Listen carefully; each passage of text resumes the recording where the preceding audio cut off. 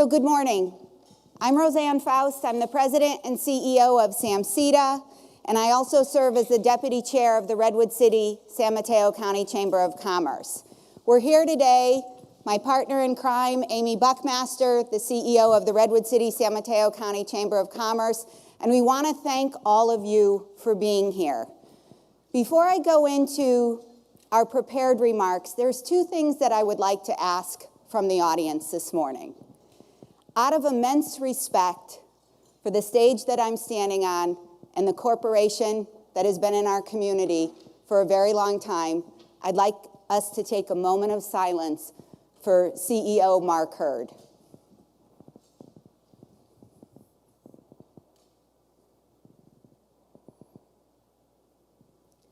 Mark Hurd and the Oracle Corporation have been huge partners of the Redwood City and the greater San Mateo County community for many, many years.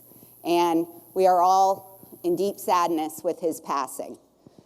The second area that I wanted to focus on is to acknowledge a company who has been in Redwood City over 100 years, because their CEO is retiring at the end of December, and that's Dave Lavelle and BKF.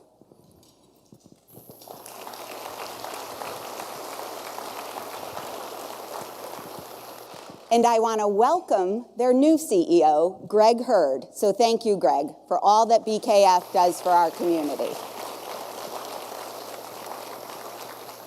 I'd also like to acknowledge our elected officials that are here with us today, both past and present. I'm going to read the names very quickly, and so I ask that you hold your applause. If the elected officials, as I read your name, could just stand up so that we can acknowledge your hard work for the community.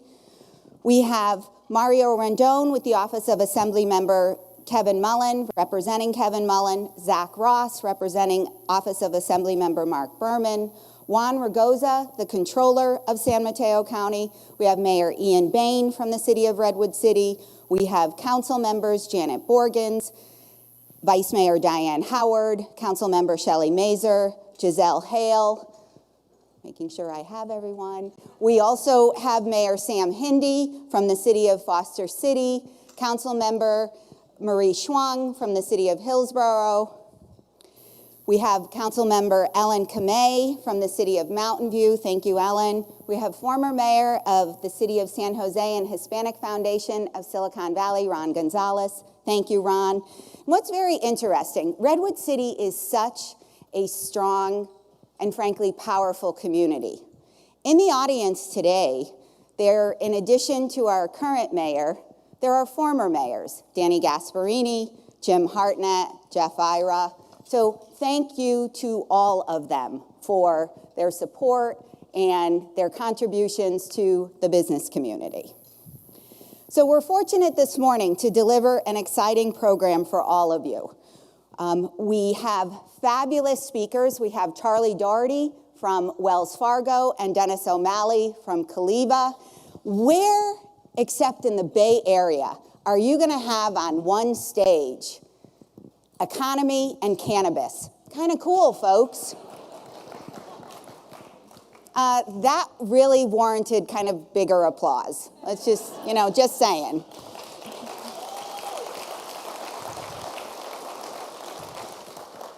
But we can't do this in a silo. That's what makes San Mateo County so great. So we have amazing sponsors. Our presenting sponsor, and I want to thank the team at Wells Fargo, and in particular my board member, Sunil Pandya, with Wells Fargo and his team. So thank you. We have our program sponsor, Perry Interactive, and John Perry. Perry is a Wonderman company. Our corporate sponsors, all of our corporate sponsors, thank you and thank you. Oracle, Randy Smith and Chris Weber, BKF Engineers, Todd Adair, his team, Greg and Ashley and Simon and the group, Bohannon Development, Bob Webster, City of Redwood City, our city council, our city manager, and our city administrative team, who is fantastic. So that's Melissa Stevenson Diaz and the group at the table. Kilroy Realty, Eileen Kong, Lane Partners and Mark Murray, Lucille Packard Children's Hospital and Sherry Sager, Recology San Mateo County, Mario Puccinelli and Tammy Del Beni, San Mateo Credit Union, Wade Painter, Sequoia Hospital, a Dignity Health member, Bill Graham, Stage Rigging, Jeff Gilbert, Stanford University, Steve Elliott. All of our corporate sponsors, please stand up so we can acknowledge and thank you.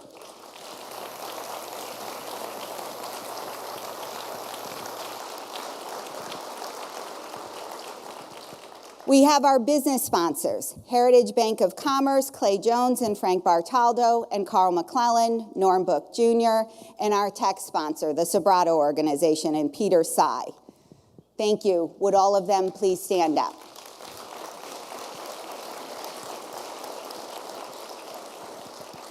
And we want to specifically call out the team here at the Oracle Conference Center, because frankly, none of us would be either standing up here giving presentations or being able to handle any of the tech aspect of this. So that is Rita, Teresa, Alistar, Fred, Anoy, and Alex. So thank you to the Oracle team.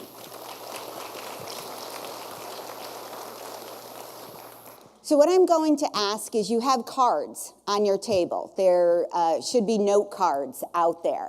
That is for Q&A.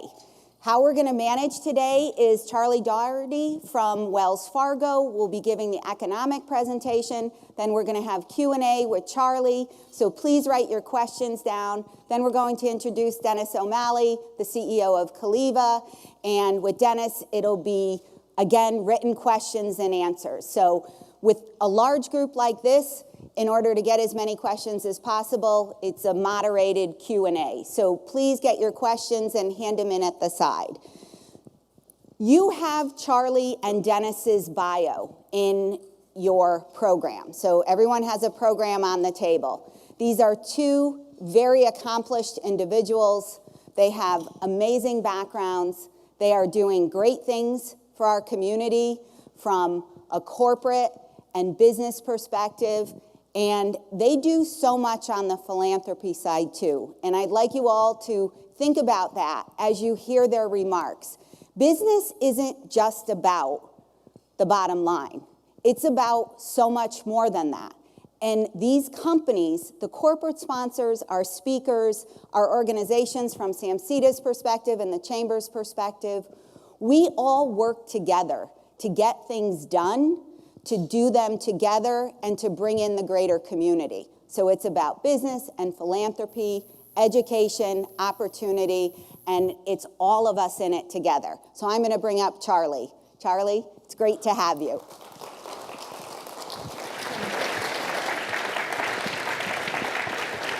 Thank you. All right, thank you so much. I want to start off with a prediction. 49ers are going to beat the Seahawks 57-3. You heard it here first. All right, let's talk about the economy. I want to start off and point out that in July, we reached a pretty important milestone in our economy. In July, the economic expansion turned 10 years old. That's an important fact. That's an important milestone that we've reached. Because 10 years, it's the longest expansion that this country has ever seen, that our economy has ever seen. And right now, 10 years in, it looks like we're going to have a few more years of that expansion. This is great news. So 10 years in, the economy seems to be doing well. This is great. But it hasn't exactly felt like a 10-year expansion, right? It hasn't felt like 10 years have gone by in terms of the economy. And it hasn't felt that way because while 10 years is the longest we've had, it's also been the slowest growth we've had. So 10 years in, we're averaging about 2% GDP growth. And when I talk about the economy and economic growth, that's what I'm talking about. I'm talking about GDP. So the 2% that we've been averaging for the past 10 years, if you go back and measure the prior expansions that we've had, that's about half the pace that we've been averaging in prior expansions. Let me give you an example. The last time we grew even close to 10 years was in the 1990s. We grew about 4.5% during that time, average per year. 2009 to right now, we're averaging just over 2%. So while it's been the longest, it's been the slowest. So the number one question I hear is, 10 years in, when's the next downturn? It's been 10 years since we've had a recession. And my answer is, well, even though it's been a long time, because it's been so subdued and slow, a lot of the imbalances that normally crop up or accrue throughout the life of an expansion, because it's been a stable expansion, we're not seeing any of those. Overall, the economy looks pretty good right now. There's a few soft patches, right? There's some things going on. But overall, the economy looks good. The economy is in pretty solid shape. So what happened last year? The economy grew close to 3%. That was a good year last year. Almost 3% relative to the 2% we've been averaging. It doesn't sound like much. It doesn't sound like much, but on a $20 trillion economy, going from about 2% to 3%, that matters. Last year was one of the strongest years of the expansion. Almost 3%. Just barely below 3%. So why are we downshifting right now? Because we're cooling off. We're slowing down a bit. Why is that happening? Well, I'm going to tell you why it's happening. What's happening in our economy, and the economy is a big, complicated thing, but how I explain it is the economy is basically two things, two big things. It's consumer spending and it's business spending. Right now, business spending is coming down. It's moderating. It's slowing. Business spending is slowing. The other big thing is consumer spending. You go out and buy a house, a car, go out to eat, consumer spending. That's doing great. That's doing fantastic right now. The reason we are forecasting growth to continue right around 2% for this year and next year is because the consumer is so strong. People are going out and spending money. What underpins that? Why do we think it's going to continue into the future? Well, if you have a job and your wages are coming up, you're much more likely to go out and spend. So right now what we see is labor markets being very, very strong. Very strong. So we have a strong labor market, wages coming up, that drives the consumer. The consumer is lifting the economy to about 2%. Business spending, however, business spending is coming down. That's why we're decelerating. That's why we're slowing noticeably. And why is business spending coming down? If I had to pick one word, it's uncertainty. Uncertainty is the dominant theme in today's economy. It's trade, it's tariffs, but it's everything. It's political, right? Remember we had the federal government shutdown? 21 days, longest shutdown we've ever had. impeachment. We got an election coming up. There's a lot of uncertainty out there. And yes, it's trade. Yes, it's tariffs. With regards to that, though, recent headlines are actually pretty optimistic on that front. And if you go back and see what happened with NAFTA 2.0 or the USMCA, we have a preliminary agreement there. We have a preliminary agreement with Europe. All those signs point to this administration does want to have a deal. So hopefully, as we move forward, as the uncertainty that is causing businesses to say, hey, we don't know the rules of the road. Why would we make substantial investments if we don't know how our supply chain is going to look over the next few years? We'll do whatever it takes. We just need to know the rules of the road, and we just don't know what those rules are right now. So we're not going to go and make capital investments. Capital investments is business spending. That's why you have business spending coming down. Businesses just don't know the rules of the road at this point. There's another reason, and this doesn't get enough or as much attention. We have a slowing global growth environment. Growth around the world, especially with our major trading partners, is slowing much more noticeably than in this country. So this matters, right? Because our economies are integrated. They're connected. A lot of the U.S.'s major companies, the biggest companies in this country, have a lot of sales in Asia and everywhere around the world. So when their economies slow down, that hurts companies that are headquartered in our country. It hurts hiring.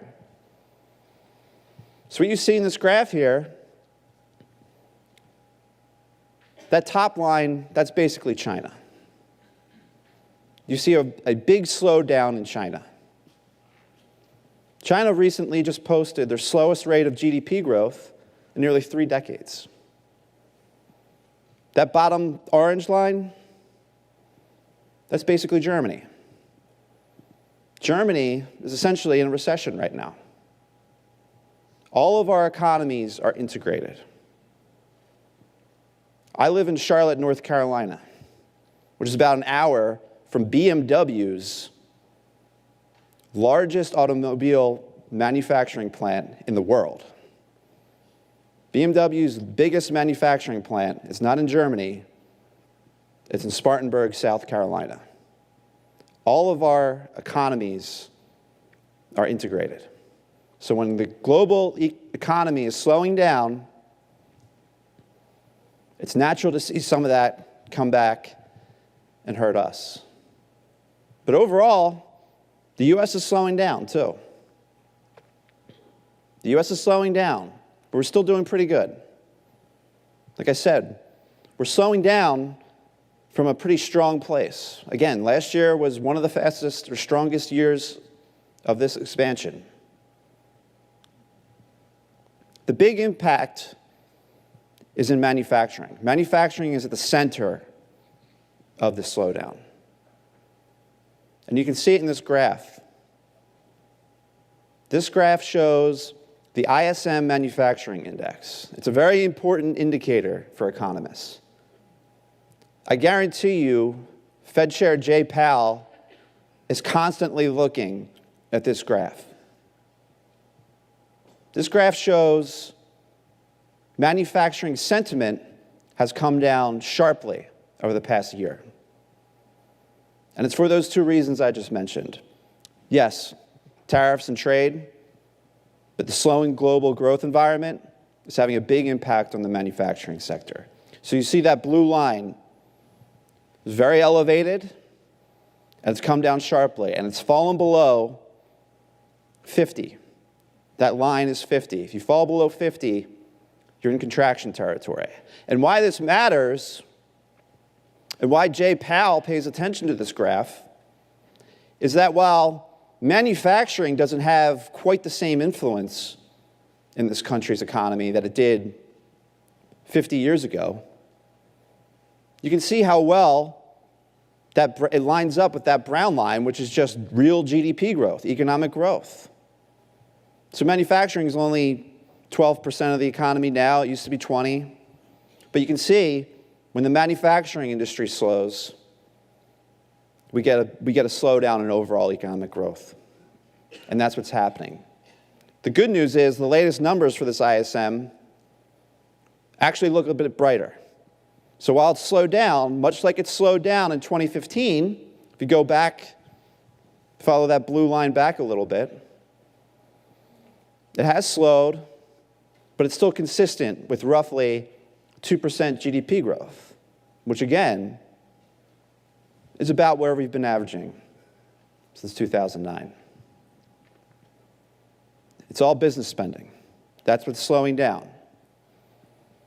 And you see it in the orders of capital goods, capital investment. There's been a clear slowdown. And it's been slowing, yes, because of trade and tariffs. That's exacerbated the issue. But this lines up pretty well with the slowing global growth environment as well. So when you have a slowdown in capital orders, that means manufacturers are seeing fewer orders. That's why manufacturing is slowing right now. Again, if you look at more forward-looking indicators, they're beginning to look a little bit more bright. So while we're slowing down, it doesn't look like we're going much into negative territory. So again, the economy is slowing down. Fed Chair Jay Powell definitely looked at that last graph. So what's been happening with interest rates? Why is the Fed cutting interest rates? I'm up here telling you all that there's nothing to worry about, the economy's fine, solid shape. But on the other hand, you have the Fed cutting interest rates. I thought the Fed only cut interest rates when the economy was doing poorly. That's a good point. That's a good point. But what's happening with the Fed is they see the 10-year-long recovery. They see the 2% GDP growth that we've averaged. It's been slow. They see the slowdown in the manufacturing and slowdown abroad, and they think to themselves, there's a real danger that the economy could slow down and even go into negative territory if we don't do something. So the economy looks good, but let's get ahead of the curve. Let's get ahead of what's happening abroad and in the manufacturing sector, and let's bring down interest rates a little bit. So they've cut rates in 3 of the past 3 meetings. They're trying to give the economy a booster shot. They're giving the economy the flu shot ahead of flu season. Everybody got their flu shot, right? That's what's happening. So we don't see the Fed bringing down rates to 0. We don't think that's going to happen. We think the Fed, maybe has another rate cut in them, depending on the outcome of what happens with the trade negotiations. But this is where we are. Another reason the Fed's probably bringing down rates a little bit is because what else happened? The yield curve inverted. What's the yield curve? The yield curve is essentially the difference between a 2-year Treasury yield and a 10-year Treasury yield. When the 10-year goes below the 2, that signals that you may have a recession coming down the road. This is why financial markets went into a tizzy a few months ago, because the yield curve inverted. But if you do a deeper analysis of what's actually happening, the 10-year part has come down. It's fallen very sharply. The 10-year Treasury yield has come down. And why has the 10-year Treasury yield come down? Is because we've had a global economic slowdown. Investors view the 10-year Treasury, the U.S. 10-year Treasury, as a safe haven. So when you have slowing global growth abroad, investors looking for a safe haven, and they all pile into the 10-year Treasury, that brings the interest rate down, and it brings it below the 2-year, which is mostly follows what the Fed does. The Fed controls short-term interest rates. That's why the yield curve inverted. And this caused a lot of concern. It's caused a lot of concern because every time we've had a downturn or a recession, if you look back 6 months to 2 years, what you see is an inverted yield curve. There's no great explanation why, what happens to cause a recession, but you tend to get that. And it's happened over the past 50 years, it's happened every single time. It's sent some false signals. It has sent a lot of false signals. Every time you get an inverted yield curve, you don't get a recession. But every time we've had a recession, we've had the inverted yield curve.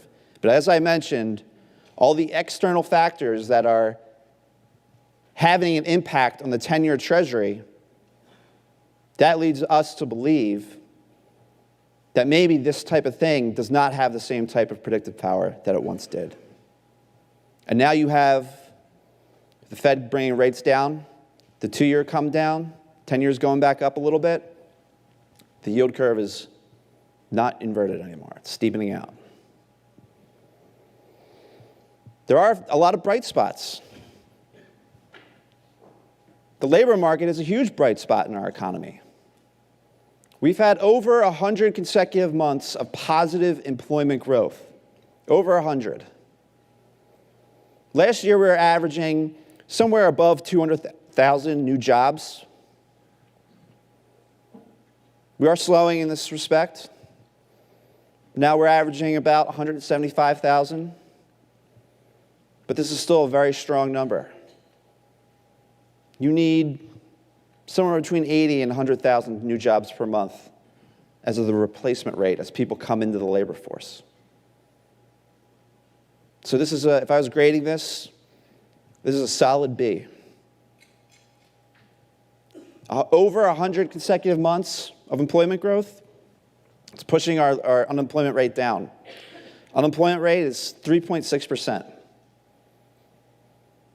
Last month, it was 3.5%, which is the lowest it's been in 50 years, since 1969. We actually think it can go even lower. Why do we think it can go lower? Because we have a big thing happening in this country right now. Demographics. We've got a lot of baby boomers, not so many Gen Xers, a lot of millennials. But baby boomers are dropping out of the labor force. They're dropping out of the labor force. It's having an impact on our economic data, which is why you always have to look and consider the impact demographics are having. What this graph shows is labor force participation. People engaged with the labor force, people out there looking for jobs or having jobs. That blue line is the top line number that you would read in the Wall Street Journal or hear about on NPR. It's been moving sideways. It hasn't shown the type of recovery that we would expect to see with, over 100 straight months of employment growth. But overall, account for population. Look at 25 to 55 people who should be working. We've had a lot of improvement. A lot of improvement. But we're still just getting back to prior peak levels. So it's taken 10 years just to get back to the low point of the last cycle. That means there's still people out there on the sidelines. That means they can join the labor force. That means you can see more improvement. But more importantly, we're seeing rising wages. We haven't for most of this recovery. It's taken 10 years to just get back to about 4% wage growth. 10 years to get to 4% wage growth. 4% is about what we averaged last cycle. The prior cycle was 5%. So it's taken 10 years, but it's coming up. As the labor market tightens, as more people get jobs, and there's fewer potential candidates to hire, that brings up wages. So this is a good thing. This is a good thing. Inflation. This is another reason why the Fed can actually bring down interest rates, is because we haven't quite seen the type of inflation that many would expect. We're just below 2%. That's a healthy rate of price increases. That's a healthy rate. And it's actually lower than that. So the Fed wants to see 2%, and it's been below that. But we're nowhere near the 3 or 4 or 7% inflation that we've seen in our past history. Nowhere near that. So inflation, it's not a concern right now. Because that would be the one thing that could potentially also derail consumer spending. Again, how do we think, or how do we know that the consumer is going to continue to go out and spend? The consumer is 70% of our economy, which is why it's so important. But how do we know in 2020 and 2021 the consumer is going to continue to go and spend? Well, we've got job growth, we've got rising wages, and for the most part, income growth has exceeded consumer spending growth. So this is what this graph shows. What you want to see is that blue line, which is income growth, above the brown line, which is consumer spending growth. So you want to be, across the economy, you want people making more money, but spending within what they make. And that's what's been happening. So we have a very strong saving rate. People are saving. That will let them spend for the next few years. Very big positive. Another big positive is the housing market's come back. Home prices continue to be positive. But what happened last year? Well, the housing market slowed. It slowed in California, mostly in Southern California. Around here it was a bit more positive. But overall, mortgage rates, which follow the 10-year Treasury yield, went up to the sky-high level of 5%. Existing home sales slowed. That's that blue line. Slowed noticeably. And they slowed because of demographics. The biggest demand segment right now in the housing market is at the entry level. There's a shortage of entry-level homes. These folks are much more price sensitive. So even an interest rate movement of 4% to 5%, which sounds small, that has a big impact on the housing market. So what's happened since? Well, mortgage rates follow the 10-year Treasury. The 10-year Treasury has come down. Housing has come back. We still need to build more housing. We still need to build more housing. I'll say it one more time. We still need to build more housing. Right now, nationwide, we have about 1.5 million housing starts. We should be, we have about 1.2, 1.3. We should be at 1.5. That would be a healthy level. So we're seeing positive growth here. We're going from 1.2 to 1.25, and it's a very slow, steady increase, but we should be at 1.5. That's a 200,000 to 300,000 deficit. This is why home prices keep going up, is there's an inventory problem. People aren't moving as much as they used to, but we're also not building a lot of new structures. And we know this in San Francisco, right? We actually are doing a lot in the multifamily front. So look at that orange line. That's multifamily starts. There's a lot of apartment construction, and there needs to be more, but you just see the explosion here. And look at the other line, which is single family. It's still very subdued. It's very, very hard. San Francisco is probably the toughest market to actually build anything in because of the high costs and the regulatory burdens. But overall, there actually has been a lot of progress on this front.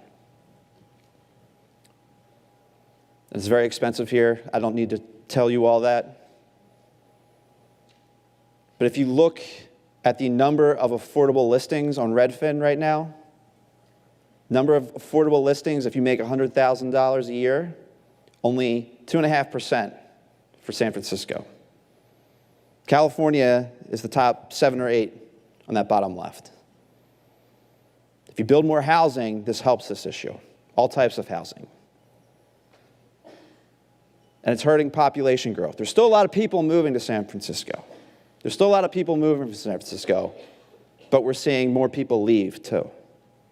We're seeing more people leave. So that bottom right, that's population growth.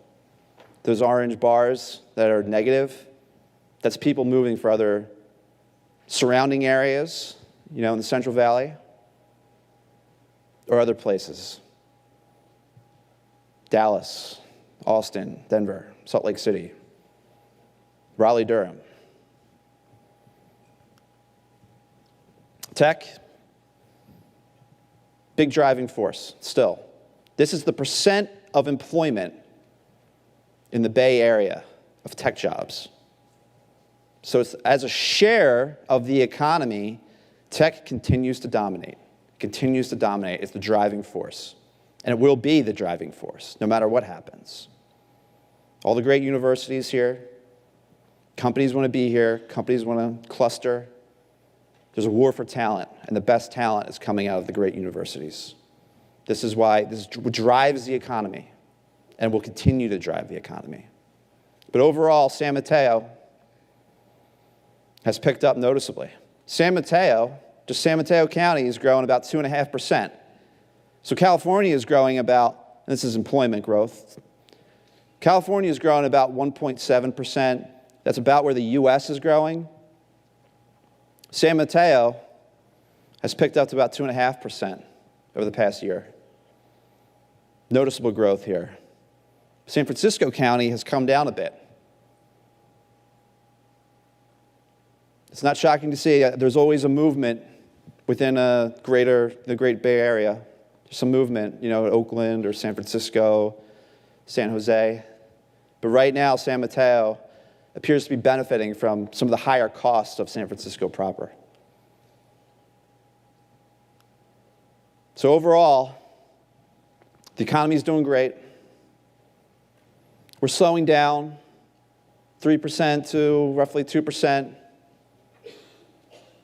And overall, I think this 10-year-long expansion is going to go on for another few years. Thank you very much, and I'll take some questions now.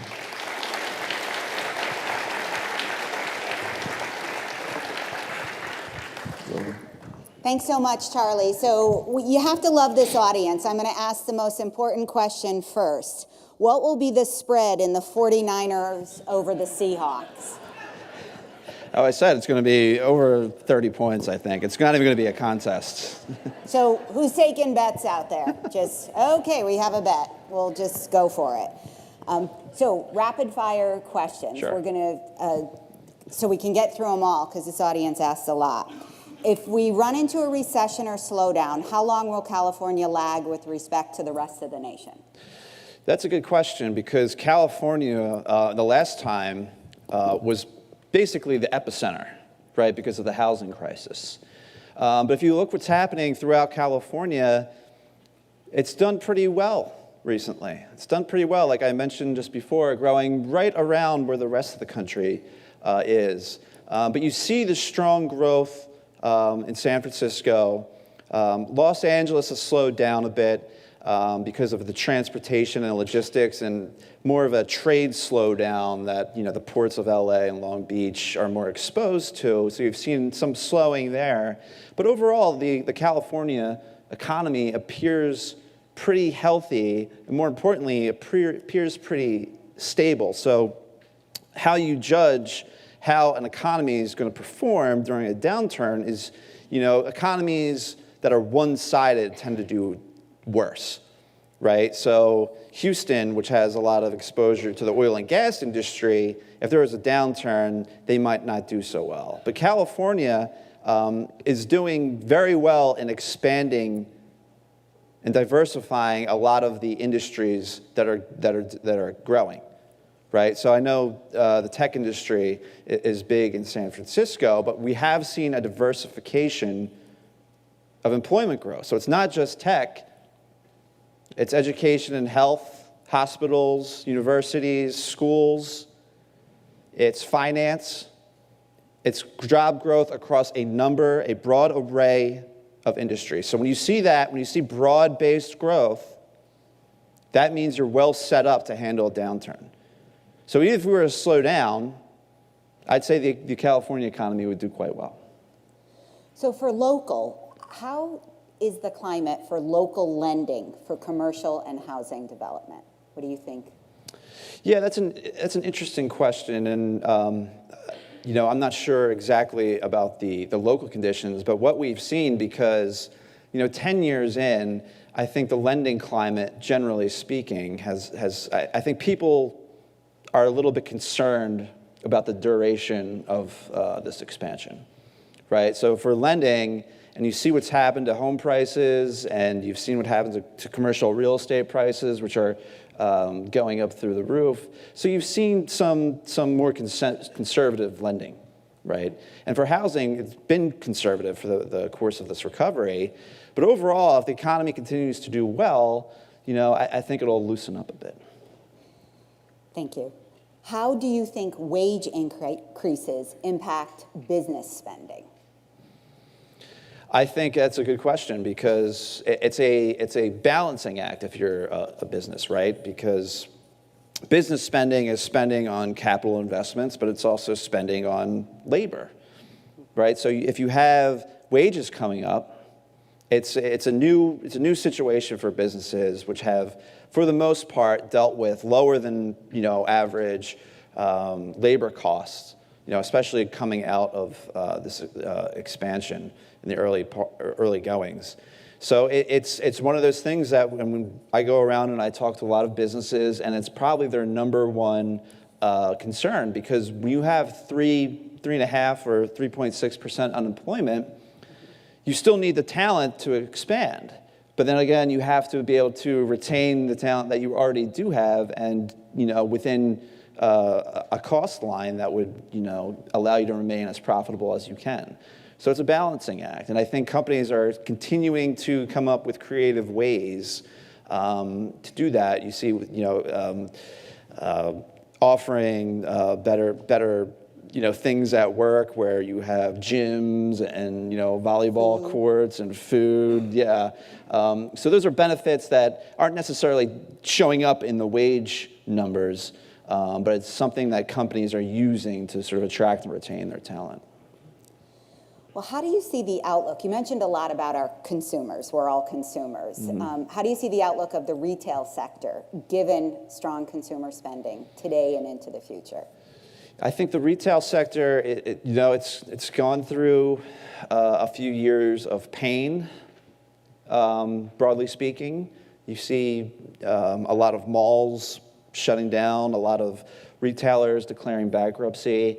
But overall, I'm a little bit more bullish on the retail sector because of that fact. That's the number one thing, it's consumer spending. Also, we probably had a little bit too much retail going up. So if you look at retail square feet per person, it's like 2 or 3 times that of any other developed country in this country, in the US. So coming up, there was probably going to be some correction there. So that's what you're probably seeing. Also, the Amazon effect. That's undeniable. Mm-hmm. But a lot of retail and a lot of strong economies across the country are actually doing well, because they're integrating other things that consumers like to do now, right? You can't order your dinner. Well, I guess you can order your dinner online now, but people still want the experience of going out to dinner, going to a concert. So retail developments that are incorporating these types of experiential type of things are actually doing quite well. So they're kind of shifting their mix, their tenant mix, mm-hmm. if you will. So you have a little less retail, maybe more apartments, office buildings. It's all about maximizing foot traffic. So I'm a little bit more positive on retail. That's fascinating. So we had 2 to 3 times the space per consumer mm-hmm. in the retail sector. Okay, that's a stat to take away. How much of the ISM slowdown is attributable to temporary factors like trade tariffs, and how much is attributable to slowing global growth? That's a good question, and I think it's both. You see the big slowdown in the ISM, which is a measure of sentiment, really starts to come down a few months after the tariffs came into effect. And the tariffs are impacting the global economy too. So the economy, although it started slowing before this all started, the tariffs are kind of making things a little bit worse. So it's sort of, it's probably an even split, but they're sort of, joined at the hip there too. So it'd be difficult to disentangle each of those. But both are clearly factors. When do you think we'll get a trade deal with China? Or is that more of an if? Or who knows? I think we will. I think if you look at what's happening now, which is, we have this phase 1 deal that still needs to be signed, but that's a positive indicator that we're moving in this certain direction. And I do think we'll have a trade deal. What's involved with that is a different story, but you look at, we have an election coming up that's going to play a factor, I believe, and the fact that we have the phase 1 in place, and the fact that we have the deal with the Canada and Mexico and Europe, although preliminary. I think that's an indication that the administration would like to have a deal, and so I think that's going to, and it makes sense, right? It makes sense for us to have a new trade agreement with China. It makes sense for China, it makes sense for us. So that, at the end of the day, is going to drive this, and that's going to make us, sort of come together. So I'm going to wrap 2 questions into final question. It's kind of a several-parter. Are tax cuts sustainable? Are they good for the economy? And how will the presidential election in 2020 affect the economy? Yeah, that's just let me throw it all at that. So the tax cuts were a positive for the economy last year, and to some extent this year as well. Lower marginal tax rates, put more money in the consumer, towards the consumer. They went out and spent. That's a part of the reason why we had almost 3% growth last year. So it was a short-term stimulus. Longer term, it is going to add to the deficit. It's going to add to our debt. Last year, our deficit was almost $800 billion. This year, it was over $1 trillion. These types of deficit numbers are numbers you would normally see, during the depths of a recession, not when we have 2% GDP growth and 3.5% unemployment. So that's absolutely an issue. It's a longer-term issue. It's a longer-term issue, but it's something we're going to have to deal with over the next 5, 10, 15 years, because again, demographics aren't going to help us out in this respect. With all the baby boomers retiring, it's just going to get worse. So it's something we have to sort of come up with a solution to. So Charlie, are you willing to come back next year after, and I'm already making the ask now, figure I'll get it in because he's awesome, after the 2020 election, and we're going to see where we're at? Absolutely. Yay! Let's give Charlie a big round of applause. Yeah. Thank you. Now it gives me great pleasure to bring up the CEO of the premier cannabis manufacturing company. Actually, I'm going to say in the country, Dennis O'Malley. Sweet. Thank you very much. So now I see why I'm going after Charlie. Charlie, really enjoyed the presentation. If we do get into recession, I think I might have an industry to get us out of it. So I'm super pleased to be here. A lot of thanks to Rosanne and Amy for having the courage to put somebody up to talk about a federally illegal business. So unless you didn't read the program, we are going to talk about something that's federally illegal. So if you need to pause and leave or put earmuffs on, I understand it wouldn't be the first time. But really thrilled and honored to be here in front of you with so many civic leaders who we've known and respected, who've built up what we certainly believe is the best economy in the world. So I'm here with my colleague, Hirsch Jane, who runs government affairs for us, to talk a little bit about the political climate of Caliva. I defer to Hirsch as to most of the number stats and what the trends are.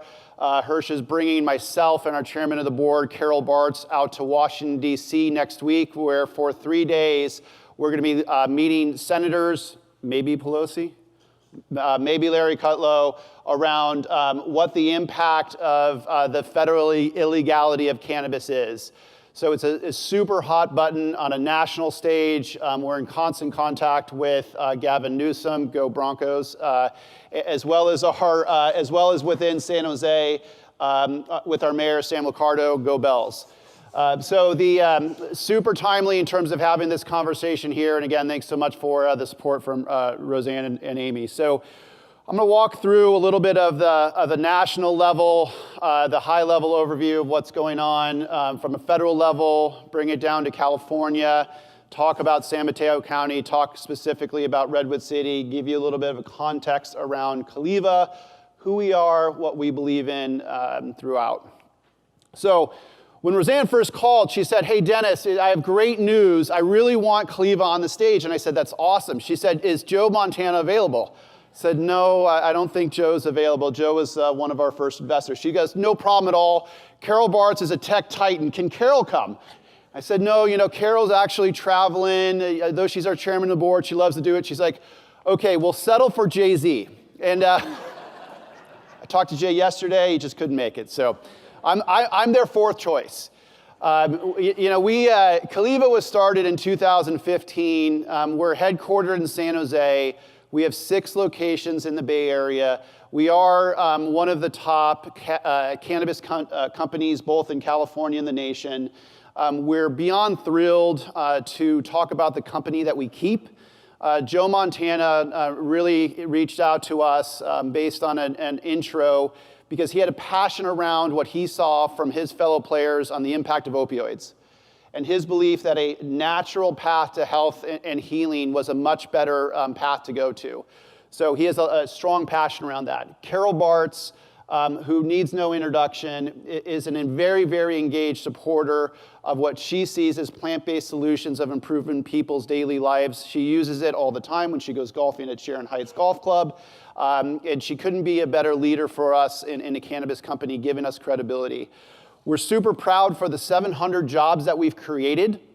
We just were profiled in a Vox profile this morning around the better pay, benefits, stock options that we provide are over 300 drivers, many of whom drive to San Mateo on a daily basis.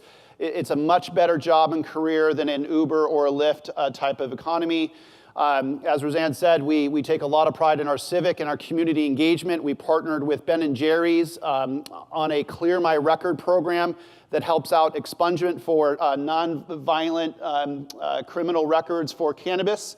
My wife is a criminal defense attorney here in San Mateo County and has been for years. She's part of the PDP panel. And it's been something that's also been near and dear to her heart too. And then certainly we take a lot of accountability and responsibility, but we're thrilled to have brand awareness, not just across California, but across the nation with a deep, long-term, multi-year partnership with Jay-Z. So what do we do? What does Caliva do? We can throw out all stats to you around how we're the largest indoor grow in all of California and the nation, and that they're the #1 seller of products in California.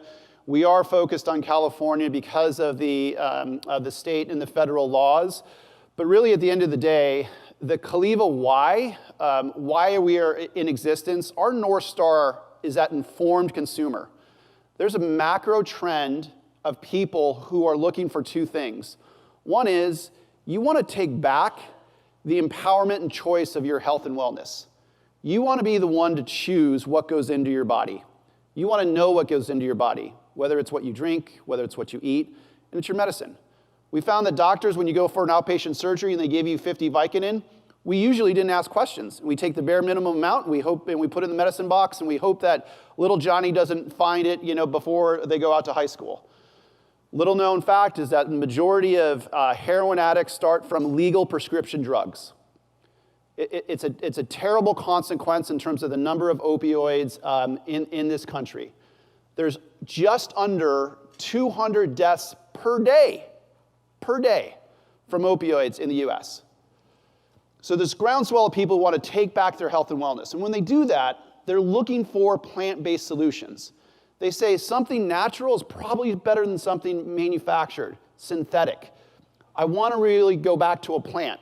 So the Schedule I drug, of which our doctor, David Yeomans from Stanford, the leading pain researcher in the world, he can't work on a plant.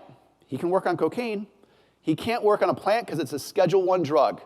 There is no research around cannabis. It's a plant. There's nothing synthetic, manufactured, unnatural that we do with it. However, for thousands of years, people have been using it for pain, sleep, anxiety, energy, and recovery. So our why at Caliva is to provide plant-based solutions for you to integrate that into your daily life so you can live your best life. We want to see a reduction in opioids. If there's a reduction in nicotine and alcohol, we're happy with that too. We are completely non-judgmental of how you integrate cannabis or CBD into your daily lives, but we found that plant-based solutions can absolutely improve people's lives. So what's the problem or the difficulty within cannabis? The theme of this talk is that there is irrational exuberance by everybody around cannabis, but mainly around those who believe that they could profit from it, or they could drive taxes from it, or they could drive revenue from it. It's those who are jumping into the green rush in the industry, it's regulators, it's everybody. I'll give you a couple examples of the problem. Our controller drives on a monthly basis $1 million of cash to places like the city of San Jose, to places like Oakland for state taxes. Before I found out that he was doing it on his own, he now has our security guard or armor guards going with him. But when I asked, I said, Phil, how did you take all of that money to the city of San Jose? He said, my backpack. I said, all of the hundreds fit in the backpack for $1 million? He's like, no, I had to take a Trader Joe's grocery bag too. So we're one of the leading taxpayers in San Jose. Costco's right behind us on that. But we go through unnatural acts to be able to manage cash. It costs us over $1 million a year to manage cash. Consumers have to pay in cash. Now, a lot of our business is business to business, and it's not all cash. We do have a bank that works with us. I cannot disclose who they are, but I will never switch from them. We put $50 million into the business to found it. We raised $75 million, and we're now raising $150 million. I will never switch from that bank. They took a risk on us, and they are a banking relationship with us. They have my business forever. Full stop, bar none. And they're a great bank, and they're a great name. So when you look at the unnatural acts of what we have to do, think about taxes. If you are getting pain, sleep, or anxiety, and you are going to Caliva as a consumer, you walk in, you have to go to an ATM, you pay $3, you get out $100. You get $64 worth of product because you are paying your normal sales tax in San Jose, 9.25%. You're paying a city tax of 10%, and you're paying a state tax of 15%. It's irrational exuberance as to why the consumers who are choosing a natural health and wellness option are being taxed at a 35%, 36% tax rate to be able to do so. Because there's a belief that there's some price elasticity around cannabis, and regardless of the number of taxes, that's going to continue to grow. The other part is just regulations. It's really, really, really, really hard and expensive to run a cannabis business. There were 397 licenses on Monday that were suspended, and we're talking mom and pops to big businesses because they were not able to meet the regulations of integrating with the state's track and trace system called Metric. It's hard. We have multiple data scientists working with 4,000 transactions a day to be able to do this. So it's not easy. As a national perspective, there's a groundswell of a movement of people and states who are saying and standing up and saying, I would rather have natural health and wellness options than opioids. It is completely prevalent across the United States. If you look at the Pew Research trends, the acceptance of cannabis as a choice, over the last 20, 30, 40 years has just completely shot up. We see things from Cowen's research reports that says millennials now are choosing cannabis over alcohol at an increasing rate because of no hangovers, because in legal cannabis, there's never been a death, and they see these things, whether it's alcohol or opioids, et cetera, about how, what the impact can be, whether you're using it medicinally or whether you're using it recreationally. So across the country, continued support for cannabis. Federally, it's very, very difficult. There is a 280E tax within cannabis that essentially says that you cannot depreciate anything against your P&L. So the unnatural acts that you have to do to put everything you can into COGS, your cost of goods sold, to be able to reduce your tax burden, think of a 10 to 15% tax hit on your bottom line because of this 280E tax. When California goes out and Gavin Newsom says, hey, we're right in line with this other states in terms of taxes, the cities have an ability to put a tax on it. Redwood City has 4% tax rate on cannabis. California is one of the most highest taxed rates around. It's a tough inside baseball industry.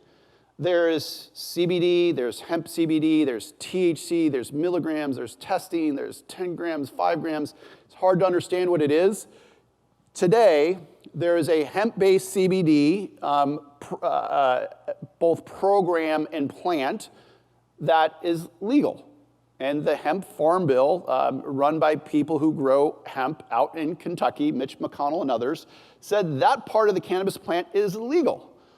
But the other part of the plant that produces THC is not legal, even though to the untrained eye, it's almost impossible to see. And when you look at these grows, they're shutting down hemp-based grows, thinking that they're THC grows. It's tough. It's tough for regulators. It's tough for everybody around it.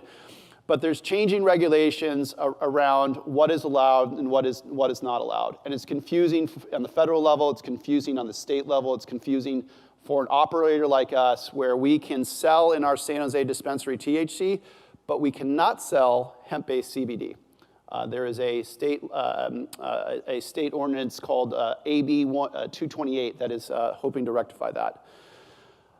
What is top of mind for me, I have 2 daughters who go to high school at Sacred Heart. I have a 5th grader in St. Charles. Is a illegal and legal market. When we have such high tax rates, black market thrives. Love that.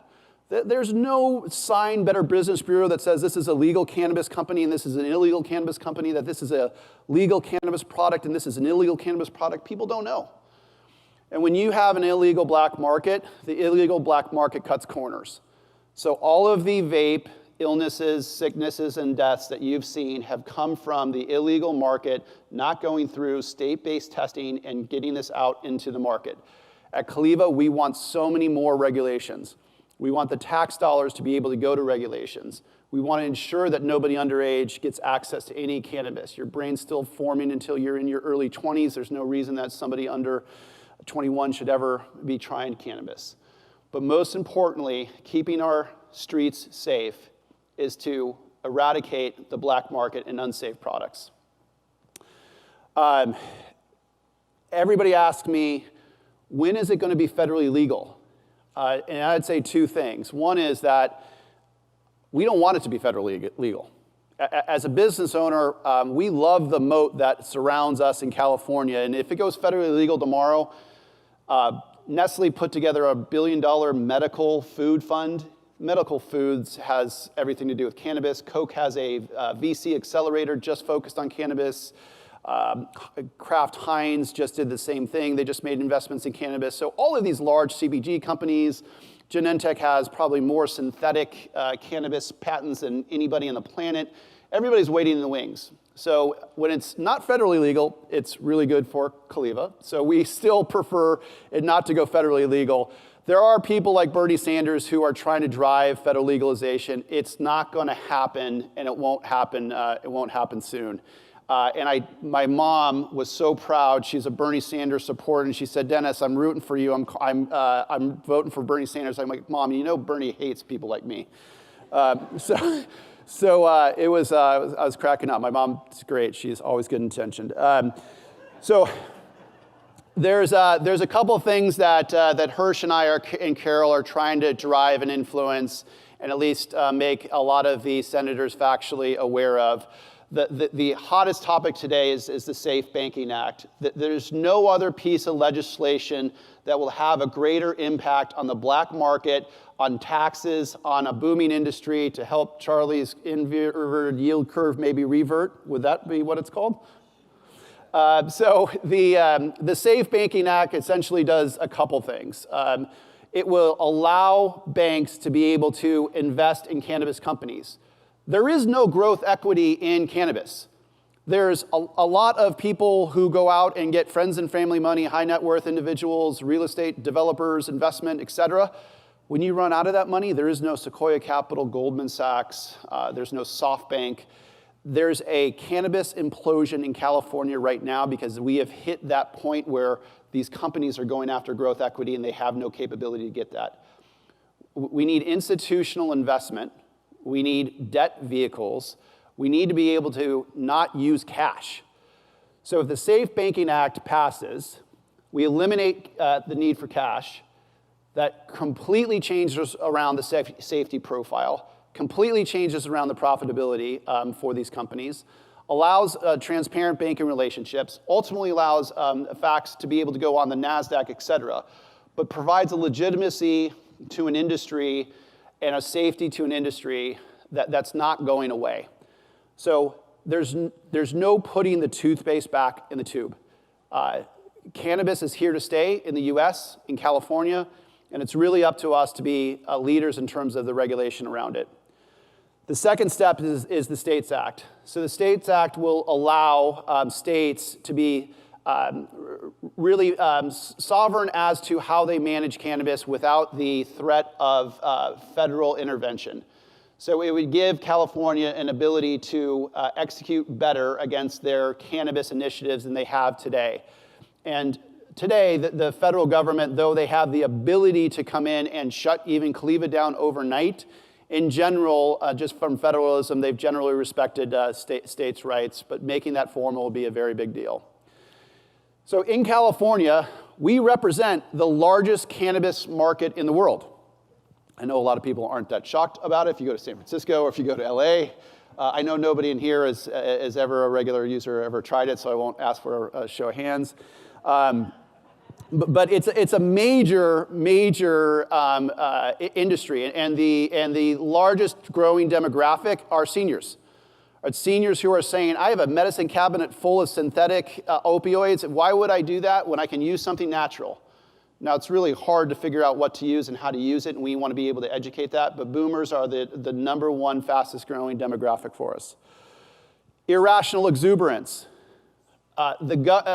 Newsom and the California legislature thought that and forecasted that the cannabis industry was going to boom under their regulatory environment, and they were going to get $700 million in tax receipts. Hirsch, is that right? $700 million? And Hirsch, what did they get? 330 is what they ended up getting. Irrational exuberance based on a 15% excise tax and everything they're doing. The cannabis market in California is not growing. This is the legal market. Guess what the other market's doing? Growing. It's not like demand for cannabis is going away. So the taxes, the lack of licenses throughout the state made it very, very hard for legal cannabis to actually function. There's no funding. You can't go to a bank. You can't get a bank loan. If you're illegal, you don't need to do testing. You don't need to do childproof packaging. You don't need to pay taxes. So that part of the business continues to grow. The legal part is not growing.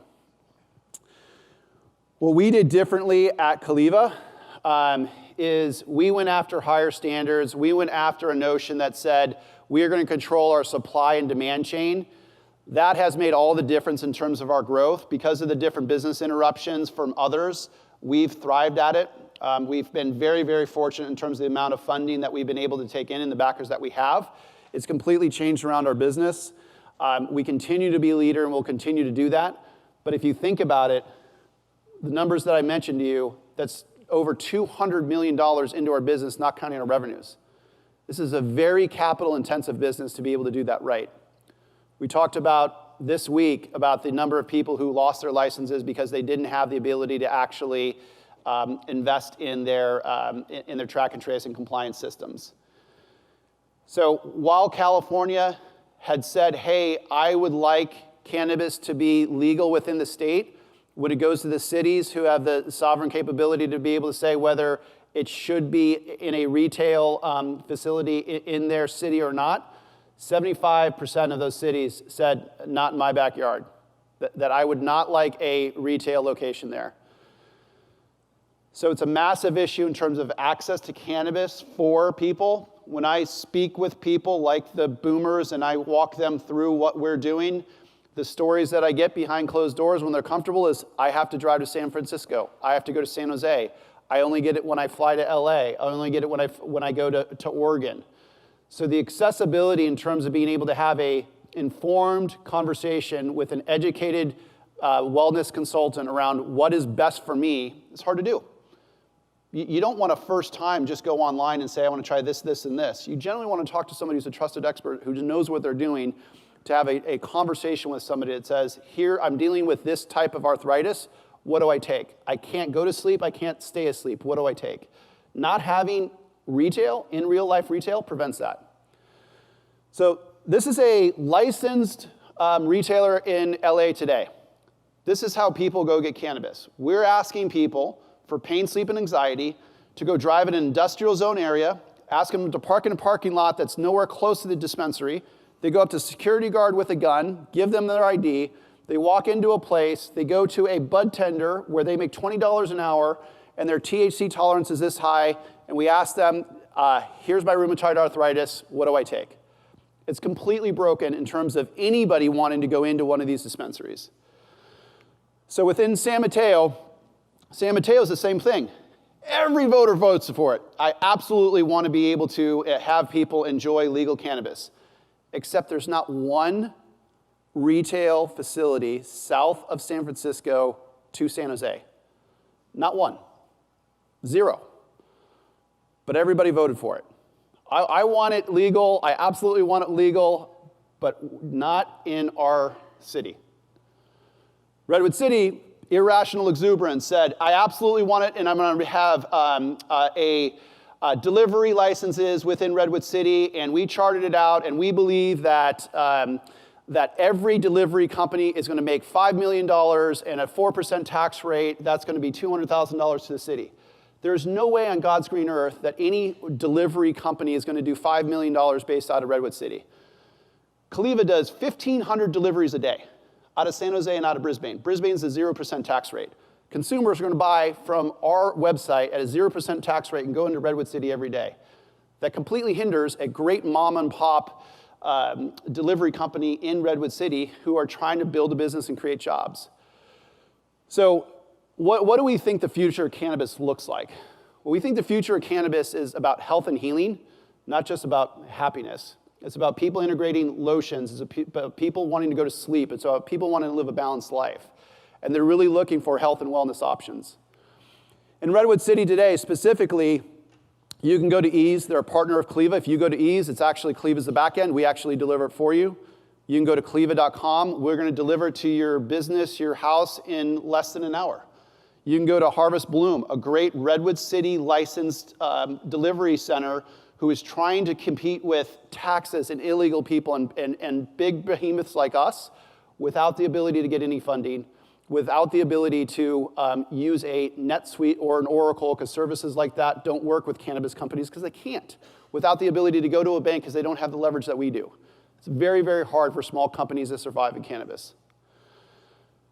What's the future of cannabis? This is our store in San Carlos. It's a store called Well by Caliva. It is a non-licensed retail center where we sell only hemp-based CBD. We originally thought that there was going to be some pushback by the city of San Carlos, where I've lived for 19 years, to have a store like this. I give a lot of I'm very impressed with the mayor, Mark Obert, and the city council for completely leaning into this. And they had said that we want to ensure and make sure that we absolutely know what this is and we support this. The senior center at the Elms down the street absolutely loves being able to walk down the street, to be able to go ask somebody a question. 12 to 15 minutes new consumers spend asking what type of plant-based solution is right for me. This is a clean, well-lighted place, staffed by yoga instructors, staffed by people who have spent time understanding what pain, sleep, and anxiety is, selling all hemp-based CBD products. If you'd like to upgrade to THC, you can absolutely go online. But the future of cannabis is on San Carlos Avenue, next to King Schwan. It took over from Sophie's Apparel that had been there for like 30 years. So we really want to try to drive this. It takes a tremendous amount of investment. We'll continue to invest to be able to do this. We are obviously very much in investment mode. We're very much in job creation mode.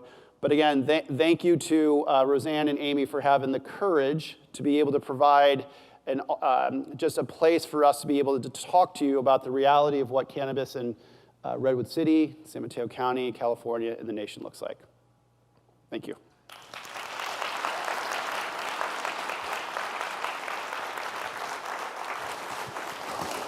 Thank you so much, Dennis. And I have a few questions here, but there is a person in the audience that I want to thank on behalf of Amy and I, because Dennis wouldn't be here today without her support, and that's Danny Gasparini. Danny, thank you.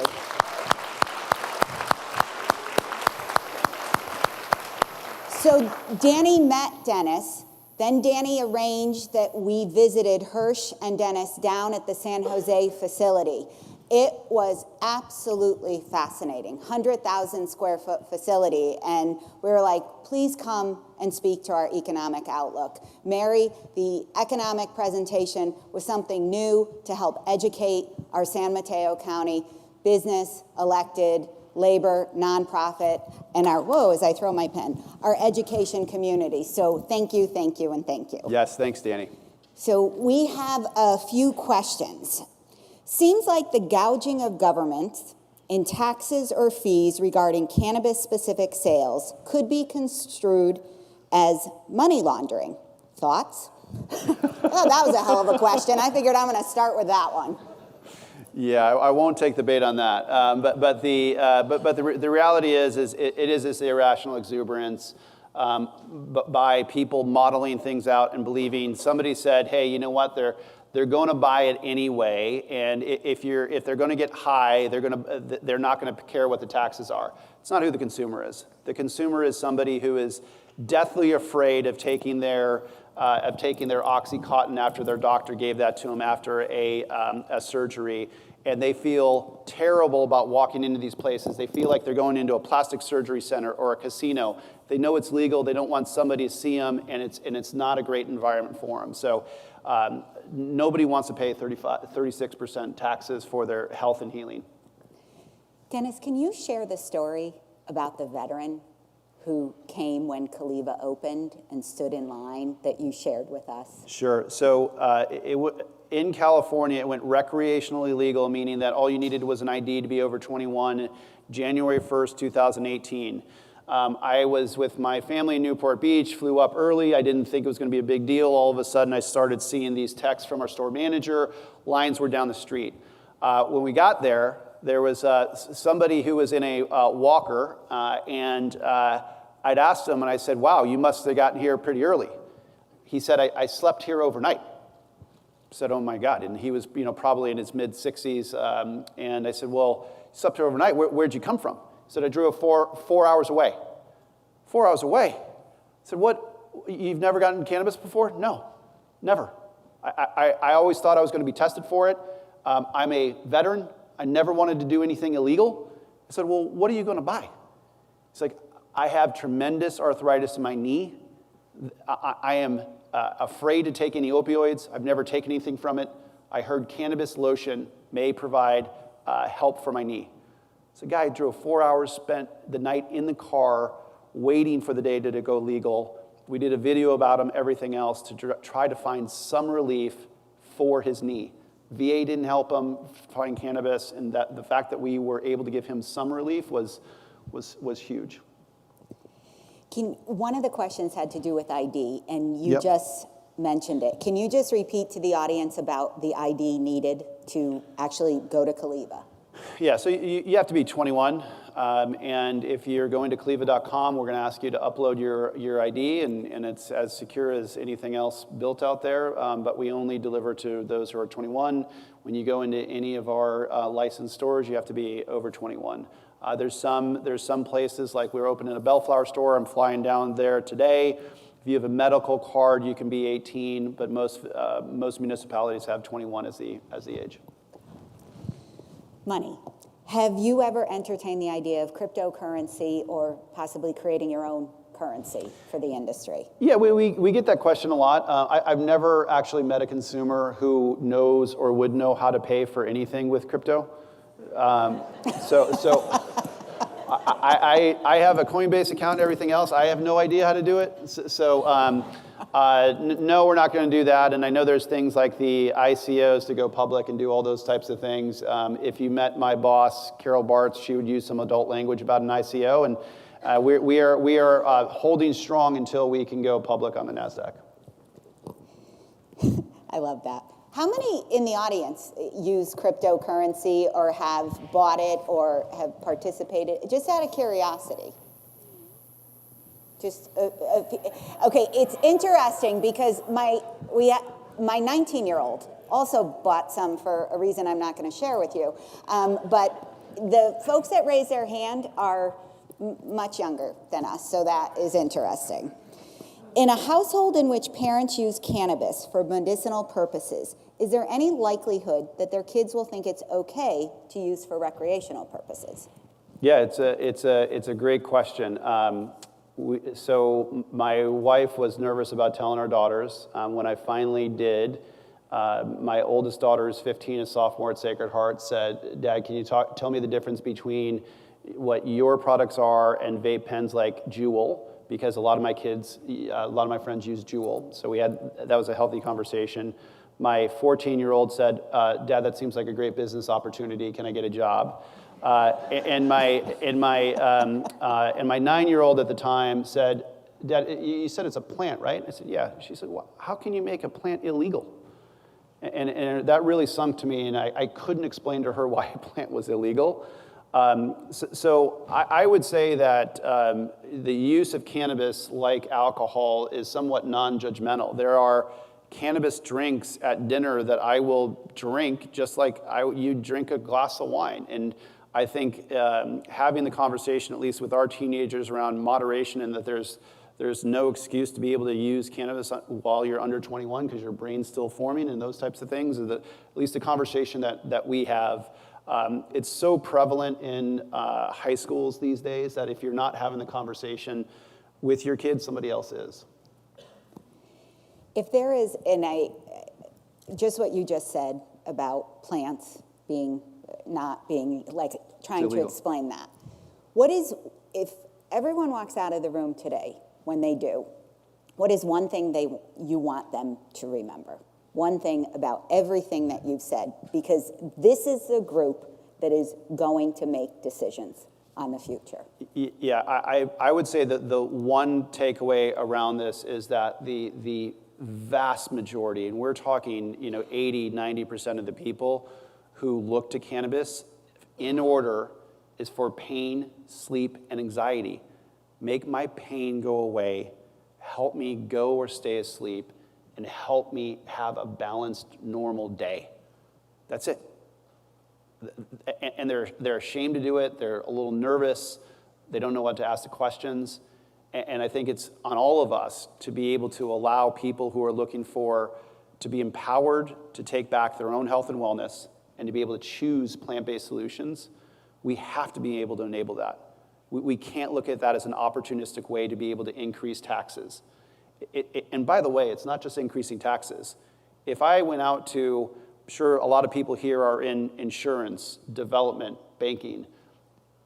Everybody believes there's massive amounts of margins in cannabis, and they jack up the rates. Our friends at Oracle have a 90% gross margin. I have about a 26% gross margin. The gross margins and the profitability of cannabis, nobody's looking at that. But the rates that we have to pay on anybody for anything, for any service, is super high.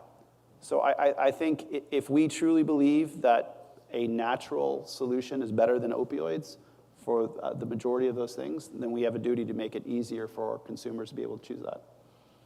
Thank you. Dennis O'Malley, Caliva. Thanks, Rosanne. Thank you very much.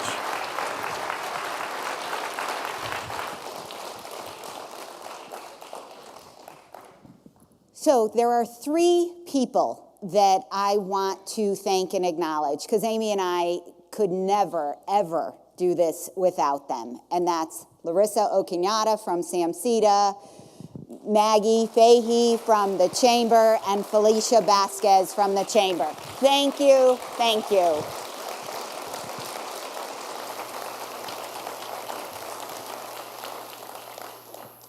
So, our upcoming events.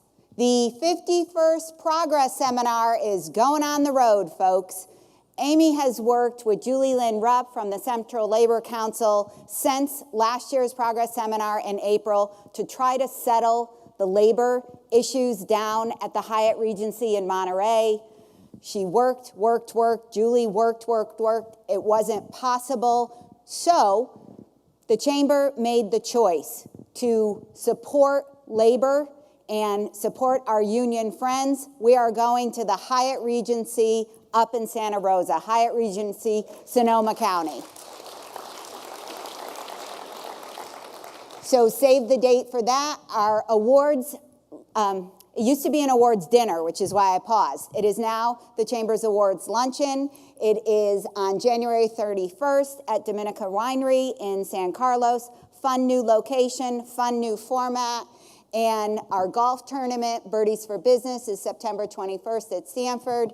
Save the date for our innovators, March 16th. We will keep you posted on the location, which we know, but we're keeping it under wraps for the time being.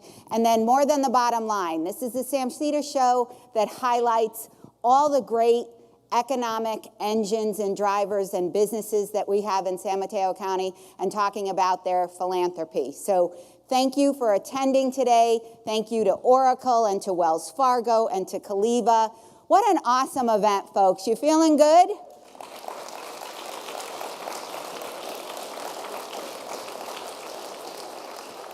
Thanks and have a great weekend. And thank you. We're entering Veterans Day weekend. Could I have all of our veterans stand up, please? And our active duty military.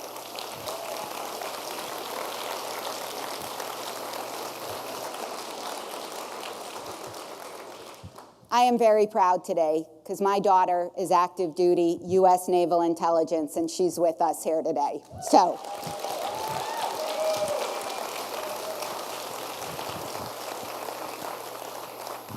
Thank you. Have an awesome weekend, and we really appreciate all your support.